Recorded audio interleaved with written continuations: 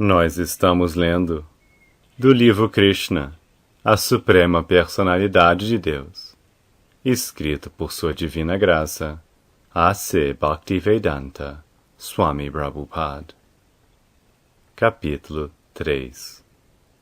O Nascimento do Senhor Krishna. Como se declara no Bhagavad Gita, o Senhor diz que seu aparecimento, nascimento e atividades são todos transcendentais, e alguém que de fato os compreenda se candidata imediatamente a ser transferido para o mundo espiritual. O aparecimento ou nascimento do Senhor não é como de um homem comum, que é forçado a aceitar um corpo material de acordo com seus atos passados. O capítulo 2 explica bem a natureza da vinda do Senhor. Ele aparece por seu próprio bel prazer. Quando chegou a hora para o seu aparecimento, as constelações ficaram muito auspiciosas. A influência astrológica da estrela, conhecida como Rohini, também predominava. Considera-se que esta estrela é muito auspiciosa e que está sob a supervisão direta de Brahma. Segundo a conclusão astrológica, além da situação apropriada das estrelas, há momentos auspiciosos e inauspiciosos devido a diferentes situações dos diferentes sistemas planetários. Na ocasião do nascimento de Krishna, os sistemas planetários estavam ajustados automaticamente para que tudo se tornasse auspicioso. Naquela ocasião, em todas as direções, leste, oeste, sul, norte, em toda parte, havia uma atmosfera de paz e prosperidade. As estrelas auspiciosas eram visíveis no céu, e havia sinais de boa fortuna em todas as cidades, aldeias e pastos, e também dentro da mente de todos. Os rios corriam cheios de água, e os lagos ostentavam belos enfeites de flores de lótus. As florestas estavam cheias de belos pássaros e pavões, que começaram a cantar com doces vozes, sendo que os pavões também dançavam com suas companheiras. O vento soprava agradavelmente, trazendo o aroma de diferentes flores, e a sensação ao tocar no corpo era muito agradável. Os brahmanas, que estavam acostumados a oferecer sacrifícios no fogo, acharam seus lares bastante propícios para as oferendas. Devido às perturbações causadas pelos reis demoníacos, o altar do fogo do sacrifício quase se apagara na casa dos brahmanas. Mas agora eles tinham a oportunidade de acender o fogo em paz. Estando proibidos de oferecer sacrifícios, os brahmanas estavam muito aflitos em sua mente, inteligência e atividades. Mas bem no momento do aparecimento de Krishna, suas mentes se encheram de júbilo, porque podiam ouvir no céu altas vibrações de sons transcendentais que proclamavam o aparecimento da Suprema Personalidade de Deus. Os cidadãos dos planetas Gandharva e Kinara começaram a cantar, e os residentes de Siddhaloka e dos planetas dos Charanas começaram a oferecer orações a serviço da personalidade de Deus. Nos planetas celestiais, os anjos, junto com suas esposas, acompanhados pelos Vidyadharas e suas esposas, começaram a dançar. Os grandes sábios e os semideuses, estando satisfeitos, começaram a derramar chuvas de flores. Na praia havia o som de ondas suaves, e acima do mar, nuvens no céu trovejavam de modo muito agradável. Quando as coisas se ajustaram dessa maneira, o Sr. Vishnu, que reside no coração de cada entidade viva, apareceu na escuridão da noite, como a suprema personalidade de Deus, diante de Devaki, que também parecia uma das semideusas. O aparecimento do Sr. Vishnu naquela ocasião pôde comparar-se à lua cheia, quando nasce no horizonte oriental. Pode-se levantar a objeção de que, como o Sr. Krishna apareceu no 8º dia do 4º minguante, não poderia haver lua cheia. Em resposta a isso, pode-se dizer que o Sr. Krishna apareceu na dinastia da hierarquia da lua. Por isso, embora a lua estivesse incompleta naquela noite, ele estava num estado de muita alegria. O Senhor nasceu na dinastia em que a lua é a pessoa original. Assim, por sua graça, a lua pôde nascer cheia. O tratado astronômico Kamanikya descreve com muita propriedade as constelações na época do aparecimento do Sr. Krishna. Lá se confirma que a criança que nasceu naquele momento auspicioso era o Brahman Supremo, ou seja, a verdade absoluta. Vasudeva viu aquela criança maravilhosa, que nascera como um bebê de 4 braços, segurando o búzio, a massa, o disco e a flor de lótus. Krishna estava enfeitado com a marca da Srivatsa. Usava o colar de joias de pedra Kaustuba, vestia seda amarela e parecia deslumbrante como uma brilhante nuvem negra. Tendo em sua cabeça uma abundância de cabelos, Krishna usava um capacete coberto de pedra Vaidurya, e todo o seu corpo estava decorado com ornamentos, como braceletes e brincos preciosos. Devido às características extraordinárias da criança, Vasudeva ficou maravilhado. Como poderia uma criança recém-nascida estar tão enfeitada? Ele então pôde compreender que de fato o Sr. Krishna aparecera, e ficou confundido pela ocasião. Vasudeva, com muita humildade, pensou que, embora ele mesmo fosse uma entidade viva comum, condicionada pela natureza material, e que externamente estivesse prisioneiro de Kamsa, a onipenetrante personalidade de Deus, Vishnu, ou Krishna, tinha nascido agora, como uma criança em sua casa. E mais, esse Senhor Supremo mostrava agora toda a sua posição original. Nenhuma criança terrestre nasce com 4 braços, decorada com ornamentos e bela roupa, plenamente equipada com todos os sinais da suprema personalidade de Deus.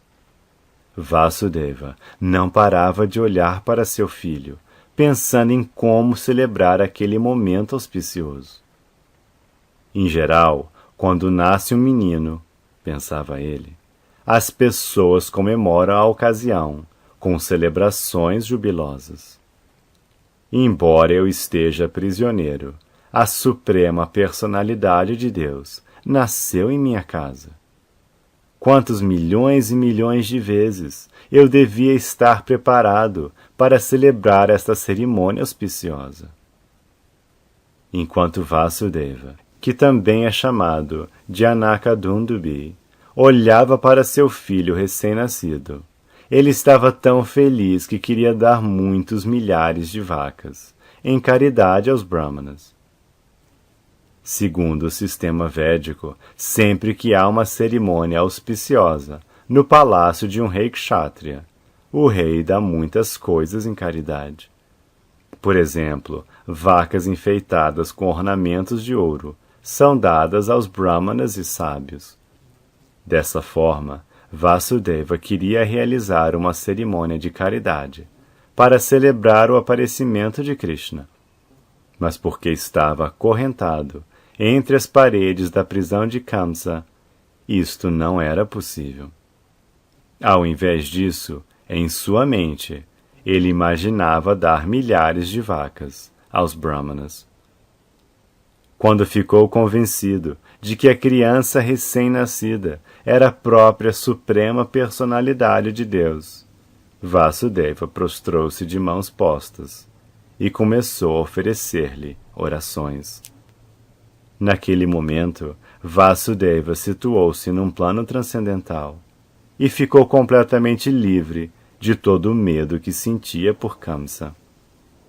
O bebê recém-nascido também fazia brilhar sua refulgência dentro do quarto em que nascera. Vasudeva, então, começou a oferecer suas orações. Meu querido Senhor, não posso compreender quem é. Você é a suprema personalidade de Deus, a super-alma de todas as entidades vivas, e é a verdade absoluta. Você apareceu em sua própria forma eterna, que é percebida diretamente por nós. Entendo que, por eu estar com medo de Kamsa, você apareceu para me livrar desse medo. Você não pertence a este mundo material, e é a mesma pessoa que, com um simples olhar para a natureza material, produz a manifestação cósmica.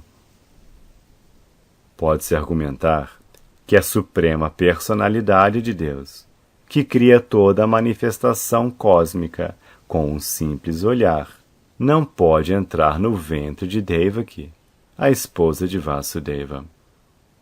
Para erradicar este argumento, Vasudeva disse: Meu querido senhor, não é uma coisa muito admirável o fato de você aparecer no ventre de Devaki, porque a criação também foi feita desta maneira. Você estava deitado no oceano causal como Mahavishnu, e, pelo processo de sua respiração, inumeráveis universos vieram a existir. Então você entrou em cada um dos universos, como Garbhodakashayi Vishnu. Então, de novo, se expandiu como Kshirodakashayi Vishnu e entrou nos corações de todas as entidades vivas, e até mesmo dentro dos átomos. Logo, dá para entender, da mesma maneira, a sua entrada no ventre de Devaki. Você parece ter entrado, mas ao mesmo tempo é onipenetrante. Podemos compreender sua entrada e não entrada a partir de exemplos materiais. A energia material total permanece intacta mesmo após ter sido dividida em 16 elementos. O corpo material nada mais é que a combinação dos 5 elementos grosseiros, a saber, terra, água, fogo, ar e éter. Sempre que existe um corpo material, parece que estes elementos são criados novamente. Mas, em realidade, estes elementos estão sempre existindo fora do corpo. De modo semelhante, embora apareça como criança no ventre de Devaki, você também existe fora dele. Você está sempre em sua morada, mas assim mesmo pode expandir-se, ao mesmo tempo, em milhões de formas. É necessário muita inteligência para entender seu aparecimento, porque a energia material também emana de você. Você é a fonte original da energia material, assim como o Sol é a fonte da luz do Sol. O brilho do Sol não pode cobrir o globo do Sol, nem pode a energia material cobri-lo, sendo ela uma emanação sua. Você parece estar nos 3 modos da energia material, mas, na verdade, os 3 modos da energia material não podem cobri-lo. Isto é compreendido pelos filósofos altamente intelectuais. Em outras palavras, embora você pareça estar dentro da energia material, jamais é coberto por ela.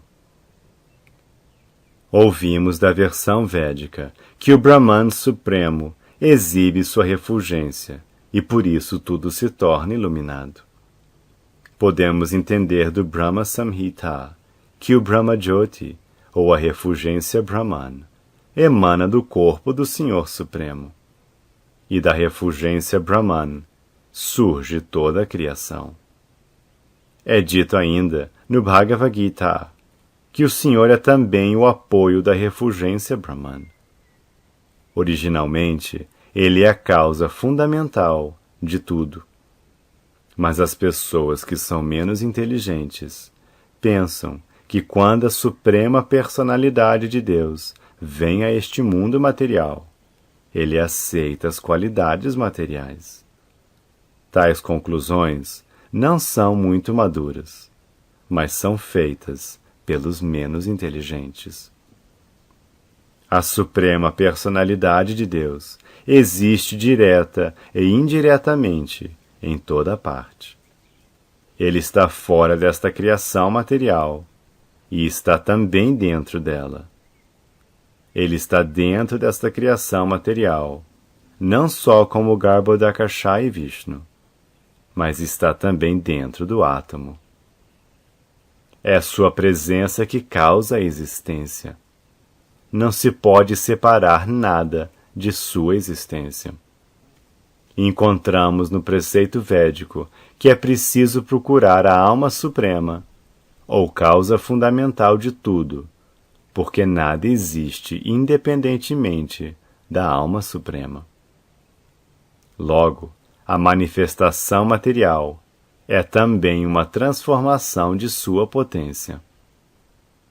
Tanto a matéria inerte como a força viva, a alma, são emanações suas. Só os tolos concluem que quando o Senhor Supremo aparece, ele aceita as condições da matéria. Mesmo que ele pareça ter aceito o corpo material, ainda assim ele não está sujeito a nenhuma condição material. Krishna apareceu, pois, e derrotou todas as conclusões imperfeitas sobre o aparecimento e desaparecimento da Suprema Personalidade de Deus. Meu Senhor, seu aparecimento, existência e desaparecimento estão além da influência das qualidades materiais. Por você ser o controlador de tudo e o lugar de repouso do Brahman Supremo, não há nada inconcebível ou contraditório em você. Como disse, a natureza material trabalha sob sua supervisão, assim como um funcionário do governo, que trabalha sob as ordens do chefe do executivo. A influência de atividades subordinadas não podem afetá-lo. O Brahman Supremo e todos os fenômenos existem dentro de você, e todas as atividades da natureza material são controladas por você. Você é chamado de Shuklam. Shuklam, ou brancura, é a representação simbólica da verdade absoluta, por esta não ser afetada pelas qualidades materiais. O Senhor Brahma é chamado Rakta, ou vermelho, porque Brahma representa as qualidades da paixão para a criação.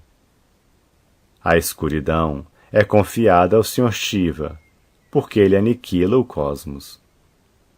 A criação, aniquilação e manutenção desta manifestação cósmica é conduzida por suas potências.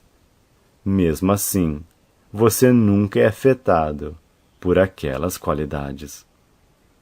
Como se confirma nos Vedas, Hari Nirguna Sakshat, a Suprema Personalidade de Deus está sempre livre de todas as qualidades materiais. Também se diz que as qualidades da paixão e da ignorância não existem na pessoa do Senhor Supremo. Meu Senhor, Você é o controlador supremo, a personalidade de Deus, o grandioso supremo, que mantém a ordem desta manifestação cósmica. E apesar de ser o controlador supremo, você foi tão bondoso que apareceu em minha casa. O propósito de seu aparecimento é matar os seguidores dos governantes demoníacos do mundo, que estão disfarçados de príncipes reais, mas que de fato são demônios. Tenho certeza de que você matará a todos eles, e a seus seguidores e soldados. Entendo que você apareceu para matar o bárbaro Kamsa e seus seguidores. Mas, sabendo que haveria de aparecer para matar a ele e a seus seguidores, ele já matou tanto de seus predecessores, seus irmãos mais velhos. Agora ele só está esperando a notícia de seu nascimento. Logo que souber disso, ele virá imediatamente com todas as espécies de armas para matá-lo. Depois desta oração de Vasudeva, Devaki, a mãe de Krishna, ofereceu suas preces. Ela estava muito assustada com as atrocidades de seu irmão. Devaki disse: Meu querido senhor, suas formas eternas, como Narayana, o Senhor Rama, Hayashirsha, Varaha, Nrsimha, Vamana, Baladeva e milhões de encarnações semelhantes que emanam de Vishnu, são descritas como originais na literatura védica. Você é original porque todas as suas formas, como encarnações, estão fora desta criação material. Sua forma existia antes de ser criada esta manifestação cósmica. Suas formas são eternas e onipenetrantes. Elas são autorrefulgentes, sem mudança, e não contaminadas pelas qualidades materiais. Estas formas eternas são sempre conscientes e cheias de bem-aventurança. Elas estão situadas na bondade transcendental e estão sempre entregues a diferentes passatempos. Você não está limitado só a uma forma particular. Todas estas formas transcendentais eternas são autossuficientes. Posso compreender que você é o Supremo Senhor Vishnu. Depois de muitos milhões de anos, quando o Senhor Brahma chega ao fim de sua vida, ocorre a aniquilação da manifestação cósmica. Nesse momento, os 5 elementos, a saber, a terra, a água, o fogo, o ar e o éter, entram no Mahatattva. O Mahatattva entra de novo, pela força do tempo, na energia material total não manifesta. A energia material total entra no Pradhana energético e o Pradhana entra em você. Portanto, depois da aniquilação da manifestação cósmica total, só você permanece com seus transcendentais nome, forma, qualidade e parafernália. Meu Senhor, ofereço-lhe minhas respeitosas reverências, porque você é o diretor da energia total não manifesta e o reservatório final da natureza material. Meu Senhor, a manifestação cósmica toda está sob a influência do tempo, a começar de um momento até a duração do ano. Todos agem sob sua direção. Você é o diretor original de tudo e o reservatório de todas as energias potentes. Todas as almas condicionadas estão continuamente correndo atrás de um corpo a outro e de um planeta a outro. Mesmo assim, elas não ficam livres do ataque dos nascimentos e mortes. Mas quando esta entidade viva, amedrontada, venha ficar debaixo do abrigo de seus pés de lótus, ela pode se deitar sem medo de ser atacada pela morte formidável. Esta afirmação de Devaki é confirmada pelo próprio Senhor no Bhagavad Gita. Lá o Senhor diz que mesmo depois de ter viajado por todo o universo, desde Brahmaloka até Patalaloka, a pessoa não pode escapar ao ataque de nascimento, morte, doença e velhice. Mas aquele que entra no reino de Deus, diz o Senhor, nunca mais é obrigado a vir para o mundo material. Por isso, meu Senhor, peço-lhe que me salve das mãos cruéis do filho de Ugrasena, Kamsa. Estou suplicando para que você faça o favor de me salvar desta condição medonha, porque você está sempre pronto a dar proteção a seus servidores. O Senhor confirmou esta afirmação no Bhagavad Gita, garantindo a Arjuna: declare ao mundo, meu devoto jamais será vencido.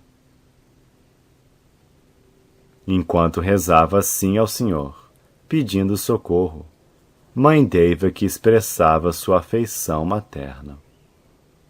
Entendo que esta forma transcendental é percebida pelos grandes sábios em meditação, mas ainda assim estou com medo, porque logo que Kamsa souber que você apareceu, ele poderá feri-lo. Então, peço que por enquanto você permaneça invisível a nossos olhos materiais. Em outras palavras, ela pediu que o Senhor assumisse a forma de uma criança comum. Minha única causa de medo de meu irmão Kamsa se deve a seu aparecimento. Meu senhor Madhusudana, Kamsa não pode saber que você já nasceu. Por isso, peço-lhe que oculte esta sua forma de 4 braços, que tem os 4 símbolos de Vishnu, a saber, o búzio, o disco, a massa e a flor de lótus. Meu querido Senhor, no fim da aniquilação da manifestação cósmica, você coloca todo o universo dentro de seu abdômen. Assim mesmo, por sua misericórdia imaculada, você apareceu em meu ventre. Estou surpresa com o fato de você imitar as atividades de seres humanos comuns, só para agradar a seu devoto. Ao ouvir as preces de Devaki, o Senhor respondeu: minha querida mãe, no milênio de Swayambhuva Manu, meu pai Vasudeva vivia como um dos Prajapatis. Seu nome naquele tempo era Sutapa, e você era a esposa dele, chamada Prishni. Naquele tempo, quando o Senhor Brahma desejou aumentar a população, ele ordenou que vocês gerassem descendência. Vocês controlaram os sentidos e executaram severa austeridade. Pela prática dos exercícios de respiração do sistema de yoga, vocês puderam tolerar todas as influências das leis materiais. A estação das chuvas, o ataque do vento e o calor escaldante do sol. Também executaram todos os princípios religiosos. Dessa maneira, purificaram o coração e controlaram a influência da lei material. Enquanto executavam sua austeridade, vocês só comiam as folhas que caíam das árvores no chão. Então, com a mente estável e impulso sexual controlado, vocês me adoraram. desejando uma bênção maravilhosa de mim.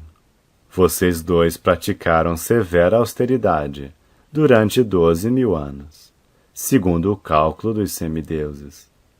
Durante aquele tempo, suas mentes estavam sempre absortas em mim. Ao executarem serviço devocional, sempre pensando em mim no coração, eu fiquei muito satisfeito com vocês. Ó Mãe sem pecado, seu coração é, portanto, sempre puro.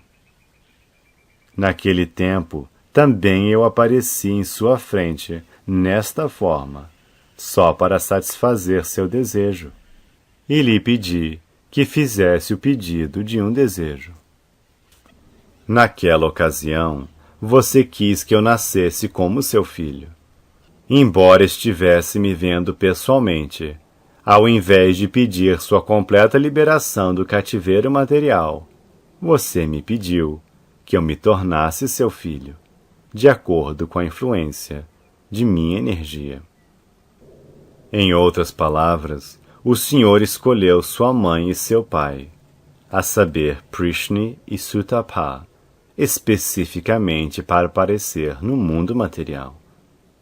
Sempre que o Senhor vem como um ser humano, ele deve ter alguém como pai e mãe, e portanto ele escolheu Prishni e Sutapa perpetuamente como sua mãe e seu pai.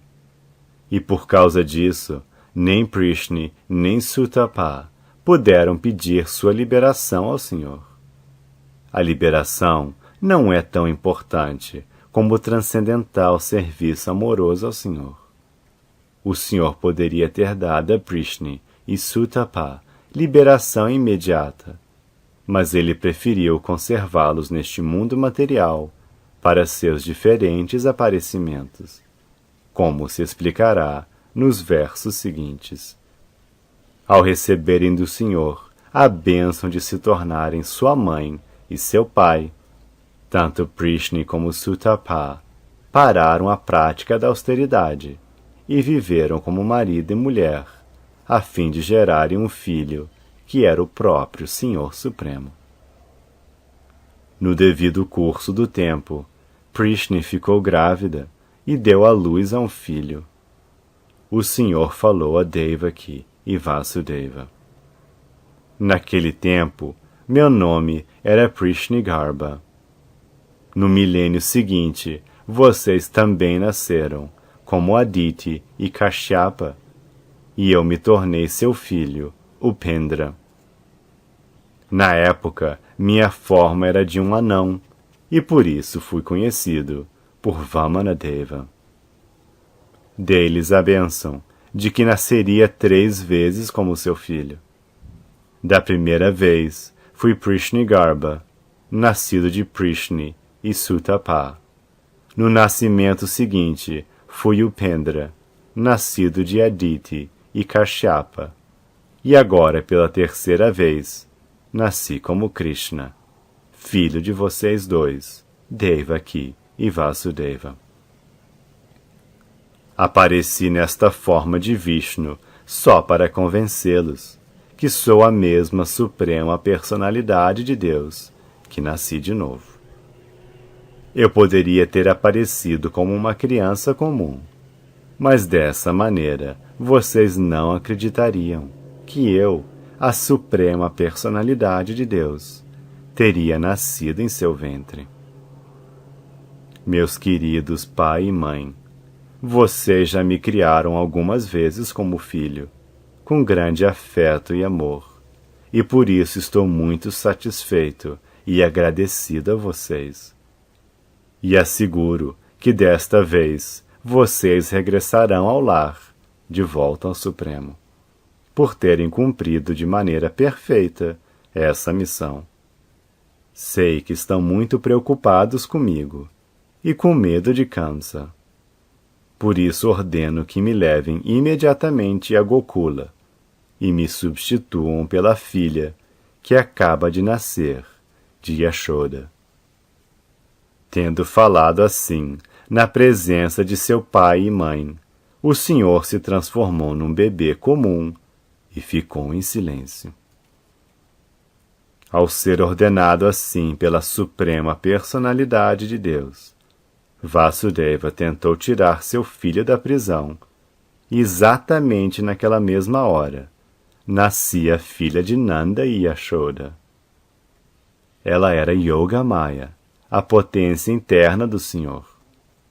Pela influência desta potência interna, Yogamaya, todos os moradores do palácio, especialmente os porteiros da prisão, foram dominados por um sono profundo, e todas as portas do palácio abriram-se, embora estivessem trancadas e agrilhoadas com correntes de ferro. A noite estava muito escura, mas logo que Vasudeva tomou Krishna em seu colo e saiu, ele pôde ver tudo como se estivesse à luz do sol. É dito no Chaitanya Charitamrita que Krishna é como a luz do sol, e onde quer que Krishna esteja, não pode existir a energia ilusória, que se compara à escuridão. Quando Vasudeva estava levando Krishna, a escuridão da noite desapareceu. Todas as portas da prisão abriram-se automaticamente. Ao mesmo tempo, houve trovões no céu e um severo aguaceiro. Enquanto Vasudeva estava levando seu filho Krishna, o Sr. Shesha, na forma de uma serpente, estendeu seu capelo sobre a cabeça de Vasudeva, para que este não fosse atrapalhado pela chuva que caía. Vasudeva chegou à margem do Yamuna e viu que a água do rio bramia em ondas e que toda a sua extensão estava cheia de espuma. Assim mesmo, nesse aspecto furioso, o rio deu passagem a Vasudeva para atravessar, assim como o grande Oceano Índico deu ao Sr. Rama um caminho quando este construía uma ponte sobre o Golfo. Dessa maneira, Vasudeva atravessou o rio Yamuna. Por fim, ele chegou à casa de Nanda Maharaj, situada em Gokula, onde viu que todos os vaqueiros também estavam em sono profundo. Aproveitando a oportunidade para entrar em silêncio na casa de Yashoda, Vasudeva trocou sem dificuldade seu filho pela menininha recém-nascida de Yashoda. Então, depois de entrar na casa muito silenciosamente e trocar o menino pela menina, Vasudeva regressou à prisão de Kamsa e, em silêncio, colocou a menina no colo de Devaki. Ele se algemou de novo para que Kamsa não pudesse desconfiar de que tantas coisas tinham acontecido. Mãe Yashoda entendeu que dera à luz uma criança, mas por estar muito cansada do trabalho de parto, estava em sono profundo. Quando despertou, não podia lembrar se dera à luz um menino ou uma menina. Neste ponto, encerram-se os significados Bhaktivedanta do capítulo 3 de Krishna, intitulado O Nascimento do Sr. Krishna.